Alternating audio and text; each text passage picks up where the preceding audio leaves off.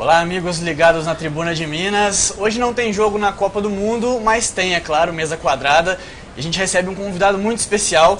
Ele que é psiquiatra, especializado em esporte, o Hélio Fado. Hélio, muito obrigado pela presença, cara. Tudo bom? Obrigado pelo convite, tudo jóia? Tudo jóia. O Hélio, inclusive, ele trabalha no Tupi. Daqui a pouco a gente fala sobre isso, a gente fala rapidamente também, mas tem muito a falar. Ele está com um livro novo.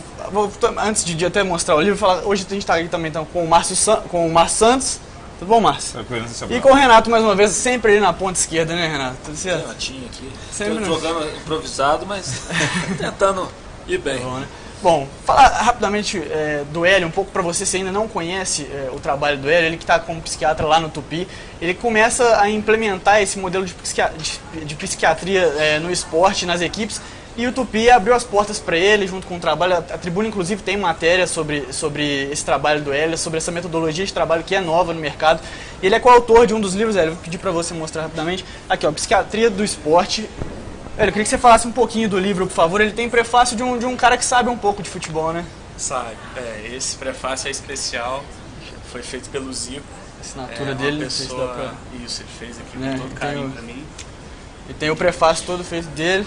Isso. Ele é um livro com americano, né? Com americano. Na verdade, o David McDuff, ele é psiquiatra do esporte lá nos Estados Unidos, onde já está mais bem estabelecida essa especialidade, né?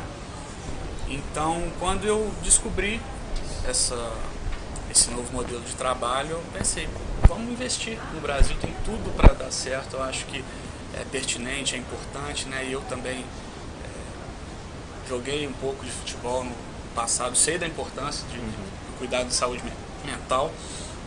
E aí, trabalhando junto com ele, que já tinha um livro lá, a gente resolveu reescrever essa obra dele, né? E eu acrescentei um capítulo que é Psiquiatria do Esporte para o Futebol. Então, é bem assim, que é o principal esporte do país, né? E vem tido uma aceitação muito boa, muito legal. Lá no Tupi, né, como você falou, desde o princípio eles gostaram da ideia e a gente está remando junto. Você está lá desde o início da Série C? Desde o início da Série C, mais efetivamente com o grupo, foi desde Joinville, que foi quando eu viajei com ele, a gente fez a parte lá, né, fora de casa, e desde então estamos mais juntos. A gente sabe que a questão psicológica no futebol, trabalhar o psicológico dos atletas vem crescendo a cada ano, mas assim, esse livro você detalha um pouco, de forma sucinta, como é que a gente pode explicar para o nosso internauta como funciona esse trabalho, que é quase um trabalho, mais um trabalho técnico que se aplica ao desenvolvimento plástico. Como é que funciona de forma sucinta, só para a gente poder entender e avançar nessa discussão aqui. Não, é legal até falar sobre isso, porque já existe a psicologia do esporte. Sim. Né? Então as pessoas às vezes não sabem muito, qual que é a diferença. Eu mesmo misturei os termos aqui agora. Do psicólogo para o psiquiatra, né? Ambos visam saúde mental. Esse é o ponto de partida. Mas o psiquiatra, ele é o cuidado médico especializado em saúde mental. O psicólogo tem outra formação. Não quer dizer que um seja melhor que o outro, de forma alguma. Mas eles se complementam, né? Então, caminhando juntos, com certeza, oferecendo mais abordagens, métodos, o resultado vai ser muito melhor. Né? E a psiquiatria também tem a gente sabe que tem um pouco de preconceito, as pessoas ainda acham que o psiquiatra é médico para doido, né? Mas felizmente na prática eu tenho visto que está tendo uma aceitação boa. Então, se eventualmente uma depressão, uma ansiedade, um distúrbio do sono, pode acontecer com qualquer um. No meio do esporte também, eles não são super-heróis. São seres humanos passíveis de sofrer qualquer problema, assim como nós. Então o psiquiatra entra ali com esse cuidado médico, podendo fazer uma abordagem farmacológica se necessário, né, e que não vai implicar em doping, que não vai ter efeito colateral, que às vezes é uma preocupação, né? E também que não piora a performance. Então é todo um conjunto aí, um trabalho em conjunto, multidisciplinar. Eu tive a oportunidade de conversar com o Zico sobre esse tema, né? Ele fez o prefácio do livro.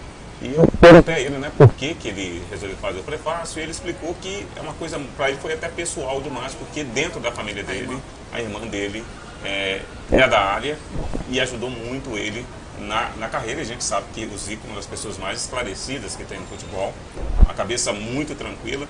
Ele falava a respeito de alguns jogadores que, se tivessem algum tipo de acompanhamento nesse sentido, hoje poderiam ter jogado muito mais do que jogaram se tivesse tido esse tipo de acompanhamento.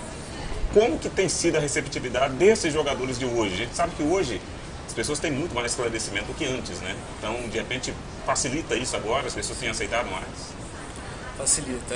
Vamos falar assim, nessa amostra, né, que eu tenho trabalhado lá no Tupi, eu achei que foi breve, não demorou tanto para a gente ter uma aproximação com os atletas. Eles me receberam muito bem. Hoje em dia eu me coloco à disposição sempre nos treinos. Então, eventualmente, um jogador vem, quer conversar comigo alguma coisa, né, e eu já faço, naturalmente, faz parte do trabalho, abordagens individuais, né, com um roteiro de anamnese, entrevista psiquiátrica e esportiva direcionada. Então, além das conversas em grupo, que têm sido muito produtivas, né, um espaço deles comigo, entendo como uma consulta médica com total sigilo, então eles ficam à vontade, né, se eventualmente quiserem até trazer os familiares, isso é uma proposta desse trabalho, é como se fosse um convênio mesmo com a agremiação esportiva, né? Eu estou lá para os jogadores, para os familiares e até para os dirigentes, né, para a comissão. E não vi em momento nenhum qualquer tipo de preconceito, pelo contrário, eles me receberam muito bem, eu sou grato a todos. Fazendo já o paralelo para a gente falar de Copa, né? O Daniel Moraes, que foi um dos principais reforços, não o principal reforço do Tupi para a Série C, ele sofreu uma lesão grave, tirou ele de toda a Série C. O Douglas Costa, ele já teve 2 problemas na coxa, né? O último deles, inclusive, pode tirar também ele da Copa do Mundo. Como é que é o contato com um atleta no momento desse, né? Em que você está na principal competição do planeta de futebol e de repente ele já não sabe se vai poder continuar, né, na seleção, que a gente sabe que também ele já trabalha com muita pressão, né, de todos os brasileiros e por conta de ser uma das seleções favoritas da Copa. Você falou de um ponto muito importante, que é o período de recuperação de lesões, que eu vejo como um momento de grande vulnerabilidade para o atleta, porque ele vai lidar com incerteza, a pressão, né, a competitividade, né, ele pode perder espaço, e isso muitas vezes para ele isso é mal recebido, gera uma ansiedade, uma bola de neve, e é mais um ponto em que um psiquiatra, um psicólogo também ali atuando, né, para ajudar ele a lidar com essa frustração, com essa limitação. E no caso do Daniel Moraes, ele foi uma ruptura de LCA, né, uma recuperação longa, para mais de 6 meses, então é interessante também fazer um acompanhamento tanto da parte física, obviamente, para ele voltar, mas da psicológica, né, para que ele lide com todo esse período de inatividade de uma forma positiva e retorne. Muitas vezes a gente vê o jogador voltar sem estar naquele nível de antes, né, e a gente fala, da parte física ele está legal, mas o que acontece? Que ele não está rendendo aquilo que ele pode. Então, é um momento de grande importância. Na Copa do Mundo é até muito mais difícil pelo tempo que você tem, né, é uma competição de 1 mês, né, para você retornar. Então a gente sempre espera que as lesões sejam bem simples, né, que sejam resolvíveis facilmente, para que tenha tempo de retornar. E eles têm que estar com um mental realmente muito forte. A Copa assim, o futebol como um todo, é um ambiente de grande pressão, né? O jogador só pressão da torcida, pressão de uma própria autocobrança, pressão do grupo, enfim, da imprensa, de toda forma. Você acha que no momento desse pode desencadear um fator psiquiátrico no atleta? É necessário esse acompanhamento, porque não sei, um jogador que perde um pênalti, por exemplo, o Messi, que é um jogador que é considerado frio, sereno durante a partida, mas ele perde um pênalti no início de uma Copa do Mundo, na estreia de uma Copa do Mundo. Ele pode desencadear um fator psiquiátrico que pode afetar o desempenho dele dentro da competição? Ele pode sim, né? Isso pode gerar uma ansiedade, e a gente fala que até esse ambiente competitivo do alto rendimento, ele é passível de gerar até o estresse agudo, né? Que em virtude dessa pressão cultural por resultado positivo a curto prazo. Então numa Copa do Mundo você não tem como, ali, se você não ganha praticamente está fora, né, e uma atuação ruim nele já pode gerar sentimentos negativos, pensamentos de autocontestação, né? Então eu não entro nem muito na questão do diagnóstico, né? Diagnósticos em psiquiatria eles são mais longitudinais, né? Baseado em comportamento, uma série de outras questões. Mas certamente pode gerar prejuízo na próxima partida e até para a vida pessoal dele, né? E um especialista na área de psiquiatria, ele pode tentar minimizar os efeitos desse fator novo, dessa patologia de momento. Com certeza, porque assim, a gente também tem que deixar claro que nem o remédio não vai resolver o problema, em hipótese alguma, mas um profissional da área de saúde mental, ele pode ajudar o atleta a formular perspectivas novas, né? Eliminar as crenças limitantes que tem sobre si mesmo, sobre competição, sobre o que quer que seja. Então a gente contribui sim, né? Não evitando que os problemas aconteçam, mas que eles lidem da melhor forma possível com as adversidades. Mas tem até, nesse caso, principalmente em relação à Copa do Mundo, jogadores que já estão acostumados a uma pressão muito grande, muitos deles já estão muito preparados em relação a isso também. Muito, até porque os clubes, esses grandes clubes possuem, né, um departamento com psicólogos, psiquiatra até onde eu sei não, porque é novidade mesmo, né, é um trabalho inovador, mas os psicólogos do esporte são muito importantes para lidar com toda essa questão psicológica deles e aí chegar na Copa do Mundo com um preparo adequado. Que eu saiba também, nesse momento, o Brasil não está com psicólogo, mas não quer dizer que o Tite não acha isso importante. Pelas declarações e tudo mais, eles entendem a importância desses profissionais, só que não é prioridade. Isso a CBF não teve nenhum preparo desde a última Copa do Mundo para agora, que eu tenha conhecimento de ter sido criado algum trabalho envolvendo psicólogo. Até nesse sentido, a gente acompanha o futebol dentro, né? Aí tem sempre a preleção do treinador. Muitas vezes acaba não entrando numa área que não é dele também. O Tite tem disso, Renato. Tido como motivador. Exatamente. Acaba entrando numa área que não é dele, de repente?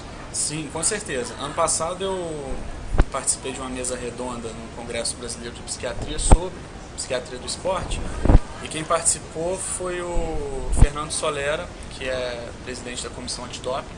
E ele mesmo falou que ele tem muito contato com o Tite, que o Tite é o melhor psicólogo, psiquiatra e técnico que ele já viu. Porque acaba que o treinador ele faz esse papel, né? Mas que poderia ser dividido com profissionais especializados disso, né? Para que ele tenha mais autonomia, tempo para trabalhar outras questões, né? E que não seja importante. O Tite faz um trabalho maravilhoso. A gente falou aqui que os jogadores de Copa do Mundo de alto nível já chegam nessa competição bastante preparados. Mas ainda assim há rompantes, há momentos de explosão, enfim. Pegando um exemplo que aconteceu na seleção brasileira após a primeira vitória, o choro do Neymar. À luz da saúde mental, aquilo pode dizer alguma coisa, sei lá, clinicamente, psicologicamente, psiquiatricamente? O choro do Neymar, teve gente até falando que foi marketing. Eu acho que a gente já começa a julgar. Uma coisa é você analisar, tentar entender o ser humano, o que está se passando com ele. Mas eu vejo como um alívio grande. Ele estava sofrendo ali ao longo do jogo, né? Parece que minutos antes teve uma questão do pênalti que foi e não foi, aí foi consultar o vídeo. Né? Então já começaram a ter um direcionamento para culpar alguém, que isso é meio que uma tendência das pessoas, em vez de entender o adversário como forte ou o time que não está jogando bem, quer ter alguém para culpar. E naquele momento o Neymar pode ter, a gente não sabe, né? Mas pode ter somatizado de alguma forma. Pode ter internalizado muito essa responsabilidade. E ali o momento da vitória extravasou, né? Mostrou que, aí alguns críticos falam que pode estar havendo um despreparo mental. Esportivamente você é um amante do futebol, obviamente também por conta do seu trabalho, já foi jogador inclusive, né? O que você está achando dessa Copa e da seleção brasileira do Tite? Então, Copa do Mundo, a gente, por mais que fale um pouco antes, não vou me importar muito com a Copa, eu acho que é um sentimento que toma conta, né, das pessoas e não tem como fugir. Eu acho que está numa crescente, começou com muita ansiedade, dava para ver isso. Ainda tem esse nível de ansiedade, pela expectativa, né, a forma que o Tite entrou na seleção e a classificação nas eliminatórias, que foi assim, vitória, né, muitas vitórias. Então você chega na Copa do Mundo, você espera ver aquilo que foi feito antes, mas é um contexto diferente. E as pessoas têm que entender que realmente é um jogo após o outro. As seleções, até as menores, têm se mostrado cada vez mais qualificadas, então não tem batalha fácil. Mas eu estou otimista, eu acho que tem um belo caminho aí para chegar até as finais, se Deus quiser, e ser campeão. Bom, as oitavas de final começam amanhã, né? Nós temos 2 confrontos. O primeiro deles, talvez um dos mais aguardados, né? França e Argentina. Argentina que mentalmente vive um período conturbado, né? Um período de oscilações. Como é que você tem visto essa Argentina que a gente já houve especulações do Mascherano entregando papel com escalação para o Sampaoli, o Messi pedindo para o Kun Agüero entrar, enfim, tem todo esse ambiente conturbado na seleção. Aí começa a ter muita especulação, né, em torno do que está acontecendo, mas com certeza a Argentina não está mostrando aquilo que se espera, né, pela sua representatividade no cenário mundial, por ter o Messi lá dentro, né, mas se for parar para ver, né, a classificação da Argentina já não foi lá essas coisas, foi batendo na trave ali, foi aos 48 do segundo tempo.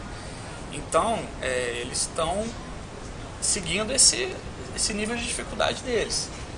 Às vezes a fase no futebol que a gente fala não está boa e para eles, desde então, está sendo difícil. Essa dramaticidade, esse contexto todo, ele pode servir como motivação? Vocês acreditam que para o confronto contra a França, a Argentina venha numa ascensão? Eu não sou especialista em mental, mas para mim essa classificação é de ajeitar a cabeça, né? O time está sem confiança nenhuma, nada vai dar certo, e você consegue classificar na bacia das almas, sai aquele peso, ufa, vamos jogar bola agora. Eu acho, não entendo nada da questão técnica da saúde mental, mas eu acho que isso é possível. De quem já jogou bola, de quem já viu muito time de futebol renascer assim. De quem é corintiano, está acostumado com isso. Né? Gosto, maloqueiro, sofredor, graças a Deus. Por exemplo, você pega a campanha do Tupi, fazendo uma comparação bastante distante, mas que começa mal, consegue uma vitória, se reencontra na competição e cresce. Eu acho que isso pode acontecer com qualquer equipe, principalmente uma equipe que tem o Messi como camisa 10. E, Márcio, uma França que também não convenceu ainda, né? Ao menos tido como uma das favoritas ao título, né? Antes da Copa por muitas pessoas, e até o momento ainda não fez uma atuação que falasse, olha, a França vai bem para ganhar a Copa realmente, apesar de ter ótimos valores individuais. Exatamente, esse é o grande problema da França, né? Agora sim vai ter que mostrar a que veio a Copa. Jogou contra as seleções que fizeram nada também e não apresentou absolutamente nada. A França, de fato, tem um bom time, são jogadores muito qualificados. Acredito que até do meio para frente, atrás nem tanto, mas do meio para frente jogadores muito qualificados. Mas vai pegar uma Argentina, justamente do jeito que o Renato falou, extremamente motivado. O time veio capengando, e realmente a história do futebol é justamente isso, né? O time que vem capengando, ele ganha uma força, não sei de onde que sai essa força, ele consegue chegar. E a Argentina é justamente isso mesmo. Sampaoli é um treinador que está igual a rainha da Inglaterra agora, né? Só está lá por estar, porque de fato não está mandando em nada, os jogadores de fato não estão obedecendo. Mas o elenco da Argentina é muito bom. Então, e o futebol sul-americano a gente já conhece, sabe como a Argentina, viu o final do jogo contra a Nigéria, a catimba, né? O jeito que deles jogaram realmente é bem diferente. Eu acho que dá realmente a Argentina justamente por conta disso. Esse contexto, né? A gente sai de um confronto entre França e Argentina com, por exemplo, um Lionel Messi que muitas vezes cabisbaixo durante essa primeira fase, perdeu o pênalti, para um confronto em que tem um outro gênio da bola, né, tido como um dos melhores do mundo, Cristiano Ronaldo, no sábado às 3 da tarde, Uruguai e Portugal, outro grande confronto. Cristiano Ronaldo perdeu o pênalti também, mas exala confiança, né? É impressionante como é que ele se comporta. O que você está imaginando desse confronto? Acredita que o Uruguai tem uma ligeira vantagem ou Portugal pode equilibrar isso com o Cristiano Ronaldo? Essa pergunta é difícil porque realmente tudo pode acontecer, né? Eu sou fã do Cristiano Ronaldo, eu acho ele um exemplo de atleta dedicado, né? Um cara fora da curva, e ele mostrou o cartão de visita logo no primeiro jogo. Foram 3 gols que ele fez e não foi numa seleção qualquer. Então, eu gostaria de ver o Cristiano Ronaldo mais na Copa. Então, eu acho que uma torcida pessoal minha é o Portugal. Mas tenho certeza que não vai ser nada fácil. Ele pode, você falou bem, né, que ele perde o pênalti, mas tem um mental também absurdo. É um cara muito, muito frio, muito decisivo. E, né, era questionado nas Copas passadas, mas você vê que a qualquer momento ele pode decidir um jogo. Fria também é a defesa do Uruguai, né? Uma das defesas gosto, mais consistentes do mundo. Talvez joga junto a dupla de zaga, o Jiménez e o Godin do Atlético de Madrid. Não tomou gol, né, Renato? É uma consistência que certamente ela é uma base para grandes campanhas também. Amanhã, para mim, é o dia mais interessante das oitavas de final da Copa. São dois grandes jogos. Primeiro, a gente já conversou sobre Argentina e França, duas campeãs do mundo se enfrentando já numa oitava de final. E Uruguai e Portugal, pelo que eles fizeram até aqui, promete uma partida muito, muito interessante. O poderio de ataque de Portugal com o Cristiano Ronaldo comandando essa linha ofensiva é muito interessante, mas vai confrontar com uma defesa que parece segura até aqui. Muslera tem tido uma boa atuação, aparece como principal goleiro da Copa em várias enquetes já feitas. Então acho que vai ser um jogo bem com situações bem distintas. Portugal buscando mais o ataque, Uruguai seguro, mas também com uma saída muito boa para chegar à frente com Suárez e Cavani. Eu acho que vai ser uma partida bastante interessante. Já falei aqui ontem, eu aposto no Uruguai, até porque minha veia sul-americana grita mais alto nesse momento. 2-1. E seguir essas apostas, o que você pode palpitar já para França e Argentina e para Uruguai e Portugal? A gente gosta muito de palpites aqui também. França e Argentina, eu vou de 2-1 para a França. E Uruguai e Portugal? Eu vou querer que o Cristiano Ronaldo guarde dele lá. Então eu vou de 2-1 para Portugal. Aliás, tem uma explicação pela má atuação do Cristiano Ronaldo no jogo contra o Irã. Já estou assistindo a reportagem hoje. Os iranianos foram para a porta do hotel, fizeram um barulho muito grande. Então, o Cristiano Ronaldo tem uma metodologia. Ele dorme sempre no mesmo horário, ele tem um período de sono, isso é importantíssimo, né, para qualquer pessoa, não precisa ser atleta. A alimentação dele também sempre no mesmo horário. Treinamento nem se fala, tanto que eles mudaram totalmente. Aí até o colchão, fizeram questão de comprar colchões diferentes, né, que o Cristiano Ronaldo pediu para todo o time, para eles dormirem, não dormirem no colchão que era do hotel, compraram um colchão especial para eles. Então, aí nesse dia do Irã ele dormiu mal. Fizeram Márcio, barulho. Desculpa, na verdade, quando ele viu um monte de Renatinho com a camisa do Irã, ele tremeu. Tremeu e não conseguiu jogar bola. É isso. Também, essa é uma explicação. E de fato, realmente, o cara acabou jogando mal naquela partida, mas é um fator de desequilíbrio para Portugal, né? Eu acho que, apesar do time do Uruguai ser realmente um time forte, pelo menos demonstrou nessa primeira fase, também não enfrentou grandes times, né? Convenhamos. A Rússia também, do jeito que jogou, não convenceu tanto também. Mas, de fato, o Uruguai é um bom time e o time mais disciplinado, né? Dessa primeira fase, tomou apenas um cartão amarelo. O que valoriza ainda mais a linha defensiva, né? Porque está jogando limpo e não tomando gol. Então, com toda certeza, um setor defensivo muito forte e se consolidou ainda mais justamente por isso de jogar limpo, né? Tá igual o Paraguai naquela Copa de 98. E o que chama atenção para mim, Márcio, do Uruguai é o seguinte, nas últimas Copas, sempre capengou na eliminatória, sempre precisou jogar aquela mata-mata com a Oceania, repescagem, e na última eliminatória sul-americana chegou bem, chegou em segundo lugar, ou seja, não é só o momento do Uruguai que é bom, ele vem de uma boa fase e está indo bem na Copa. Então acho que é um time que pouca gente observou, mas está mostrando qualidade há algum tempo. Bom, antes da gente falar de seleção brasileira, para fechar, só passar os horários e as datas dos outros jogos das oitavas de final. No sábado tem esses dois confrontos que a gente acabou de falar, às 11 da manhã abrindo as oitavas, França e Argentina, às 3 da tarde, Uruguai e Portugal. Aí no domingo, às 11 da manhã, tem Espanha e Rússia, também um confronto de uma das seleções consideradas favoritas a chegar longe ao menos, né, contra a anfitriana. E às 3 da tarde tem Croácia e Dinamarca. Croácia que fez uma ótima primeira fase também, né? O que você tem achado da Croácia, o Hélio? Porque a gente não esperava que fosse liderar um grupo, né, com a Argentina. É aquela questão até que eu cheguei a falar que algumas seleções, né, têm se aprimorado mais e surpreendido. E a Croácia incorpora esse grupo, né? Com certeza surpreendeu. E não é incomum também, se a gente for ver as últimas edições das Copas, alguns times que ninguém fala nada a respeito, chega até umas quartas de final dando trabalho. A Costa Rica em 2014, né, por exemplo, no Brasil. Finalizando os jogos do mata-mata, dessa primeira fase de mata-mata da Copa do Mundo, O Brasil, às 11 da manhã na segunda-feira, encara o México e às 3 da tarde tem Bélgica e Japão. Bélgica também com uma campanha irretocável, 3 jogos, 3 vitórias, inclusive venceu a Inglaterra num jogo com as 2 equipes mexidas, né, 2 equipes mistas. Para finalizar essa sequência de jogos, na terça-feira às 11 da manhã temos Suécia e Suíça. Suécia e Suíça, bom trocar, como fala, bom trava-língua, obrigado, Letícia, bom trava-língua. Suécia e Suíça, Suécia liderou seu grupo, Suíça segundo colocada no grupo do Brasil. Para fechar às 3 da tarde, Colômbia e Inglaterra, também um outro jogo interessante, né? Um jogo de uma seleção sul-americana que vibra muito, que vive muito os 90 minutos, contra uma seleção inglesa que tem bons nomes, é promissora, mas ainda também não mostrou a que veio, né? Acredito que, não sei se vocês compartilham dessa análise.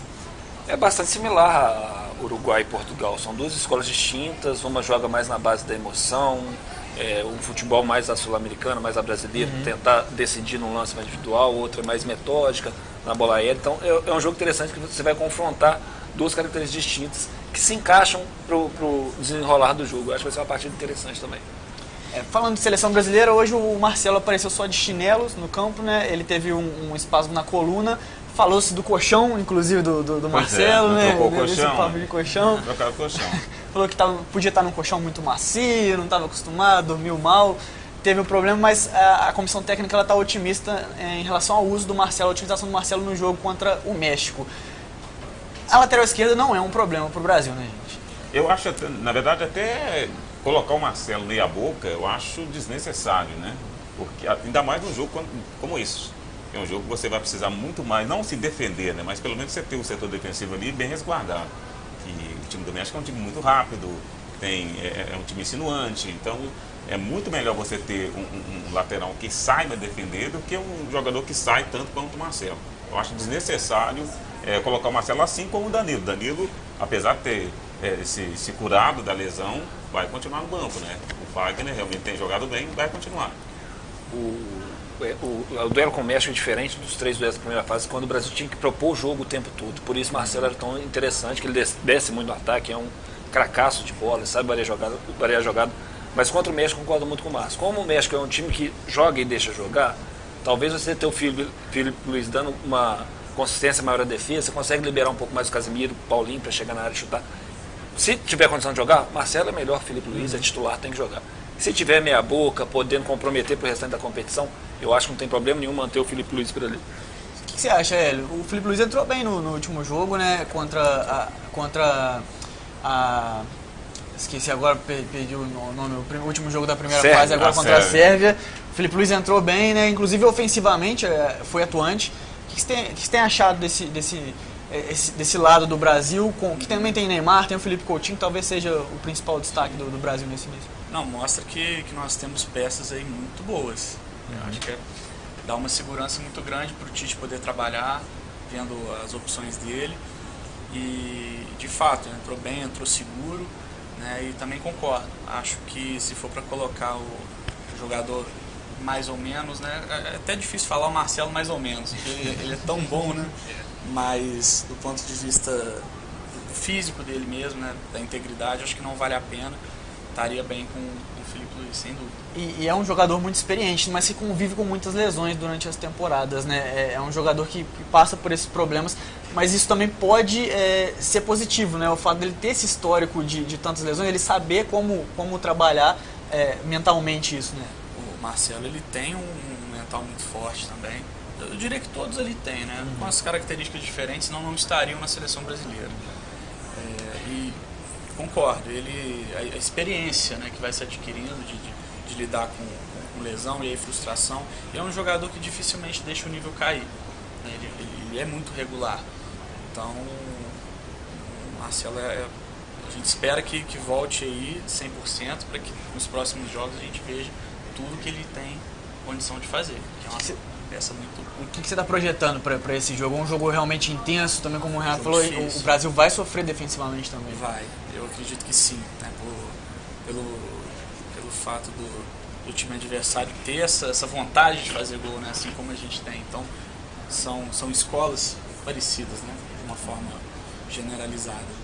Não acho que vai ser fácil, não, mas eu aposto aí em 2-0 Brasil, mesmo não sendo fácil, né? O México é daquelas seleções que respeita o Brasil, mas não tem medo. Eles quando enfrentam o Brasil, põe a bola no chão, tenta atacar, tenta fazer gol, tenta vencer. Por isso que eu acho que vai ser uma partida interessante e por isso também que eu acho que o Felipe Luiz ficando não traz maiores problemas.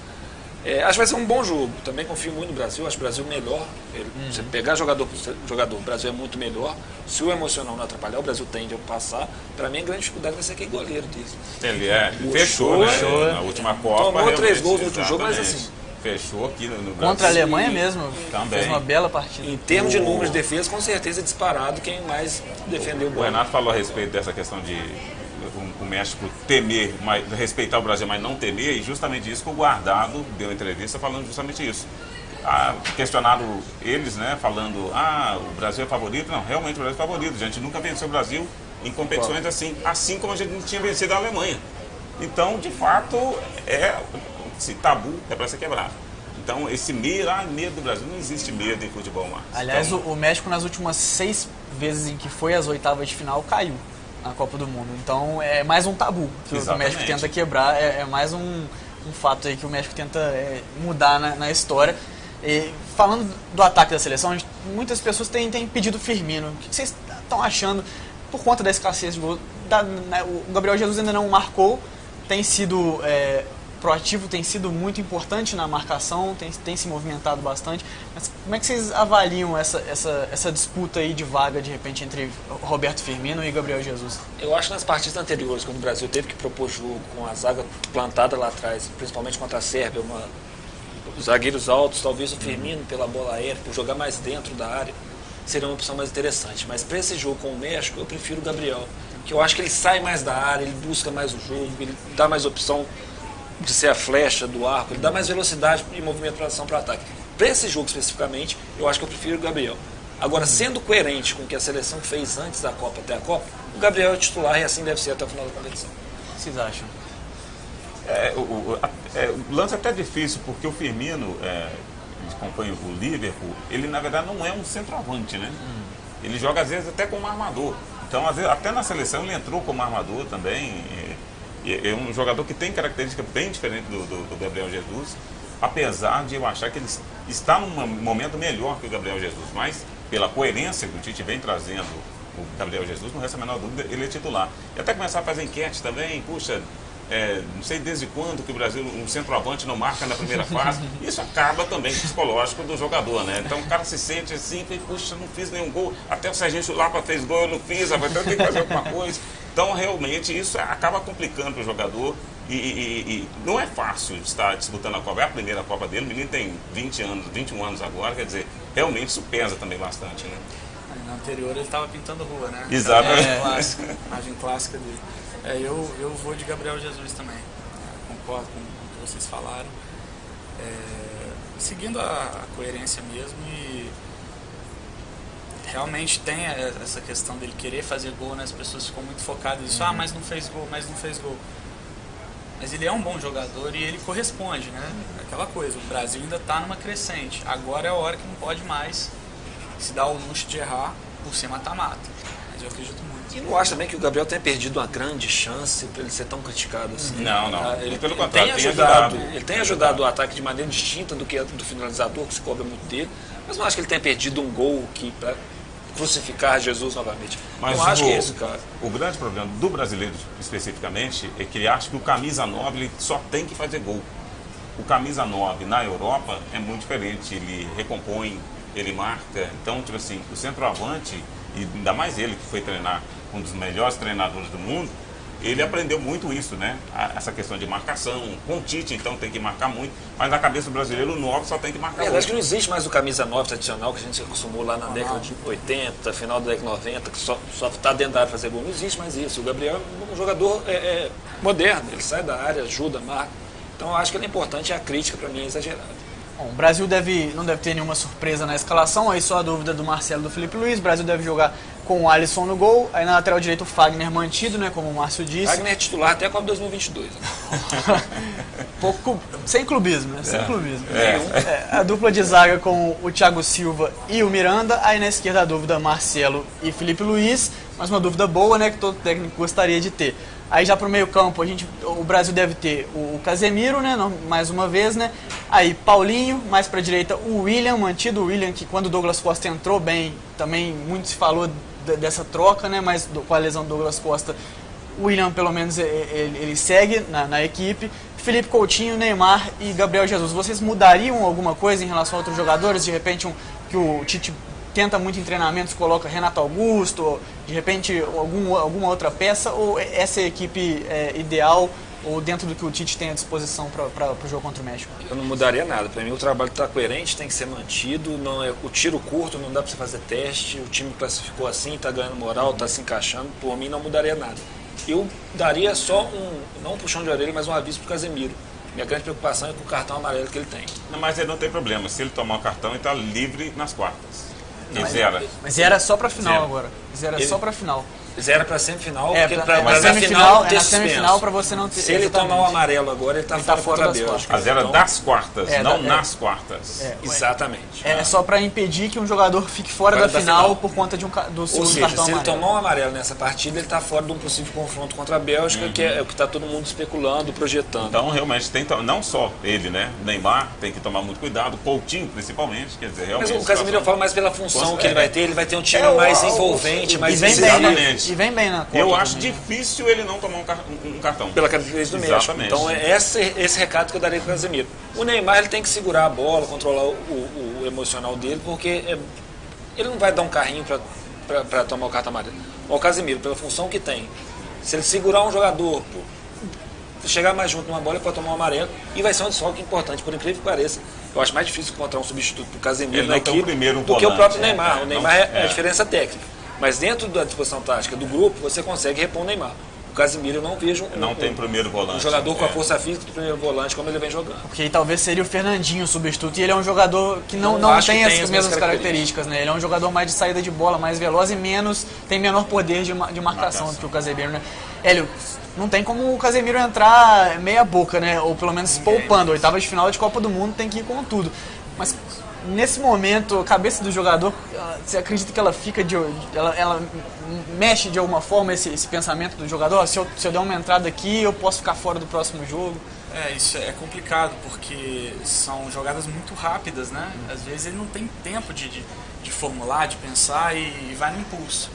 A gente só espera que ele esteja muito bem preparado para que nesse curtíssimo espaço de tempo ele não se exceda, né, com ansiedade, porque vai ter. Dizer que o jogador entra totalmente tranquilo, não. A ansiedade ela é até boa, né? Você entrar de uma certa forma ansioso, com medo, né? O medo também ele te trava, né? Então é um jogo de emoções que o jogador tem que lidar muito bem com isso. A gente espera que o Neymar tenha, né, que ele entre centrado. Eu achei que ele teve uma mudança boa, positiva do primeiro jogo anterior para esse último, né? Ele não reclamou tanto, parece que ele já havia dito que não ia fazer isso. Mais importante do que dizer é não fazer. Não precisa se preocupar muito com declaração, com rede social, né? E focar ali no jogo dele, ser coletivo, porque aí ele vai brilhar muito mais. Bom, agora torcer para que na segunda-feira, nesse mesmo horário, aqui no Mesa Quadrada, a gente esteja falando de uma classificação do Brasil. Hélio, queria te agradecer muito pela presença aí. Agradeço. Obrigado mais uma vez, Renato. Obrigado, Márcio. Voltamos na segunda-feira nesse mesmo horário, então, para falar sobre esses primeiros confrontos aí, sobre a seleção brasileira e tomar um futuro bom para a seleção brasileira na Copa do Mundo. Aguardo você na segunda. Grande abraço.